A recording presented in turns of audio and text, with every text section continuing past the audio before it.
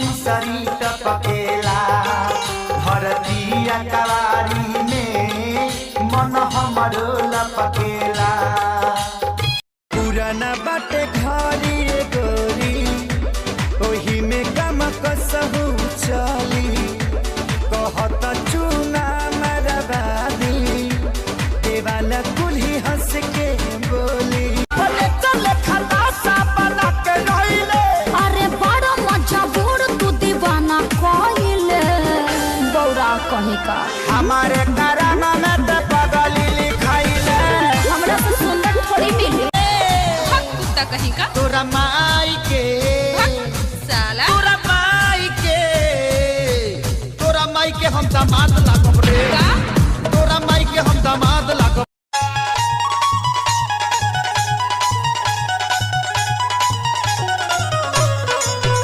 मारे सुभाष भैया ए फेकू भैया क्या बात है।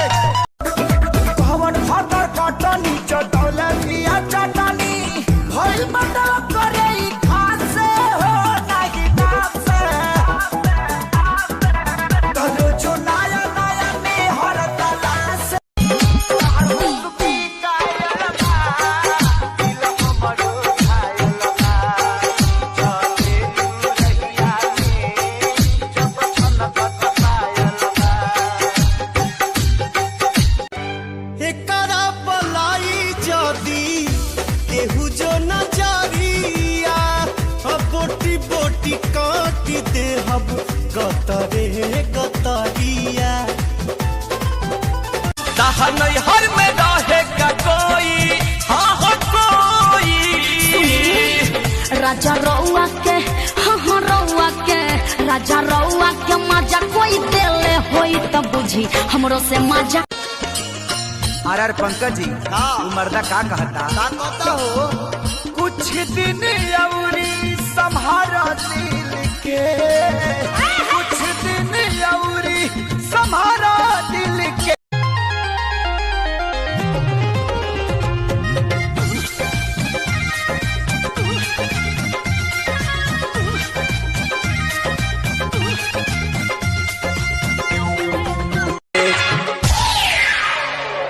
बनल बा बॉडी खेला कबड्डी राजा नहीं चाहिए गड्डी। बनल बा बॉडी खेला कबड्डी राजा नहीं चाहिए गड्डी। 10 नहीं 20 ना हर मुस्की कायल बा दिल हमरो घायल बा चले लू रहिया में जब छनकत पायल बा।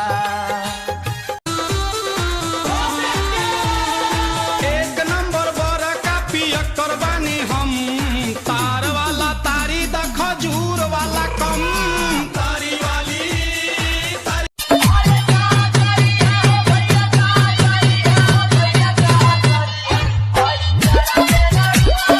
करबो का जल्दी डिसाइड करा बाटनी हो रानी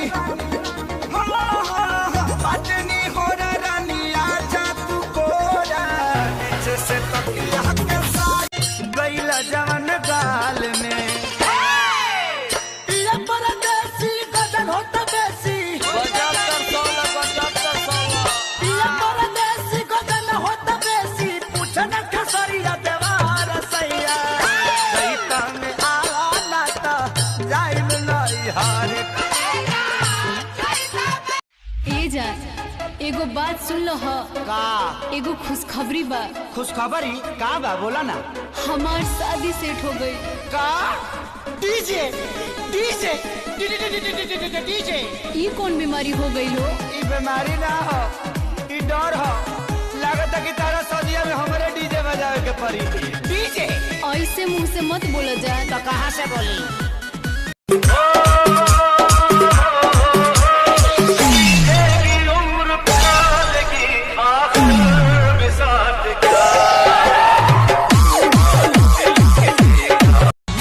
रउआ चली गई परदेश माजा मारे विपत के छोड़ गई हमारा कपार। राजा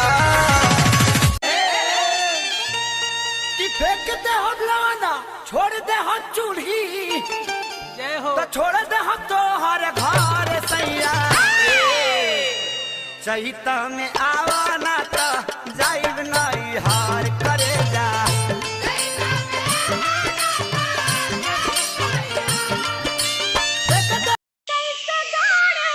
डीजे ज्ञानचंद भाईपुर के ठंडा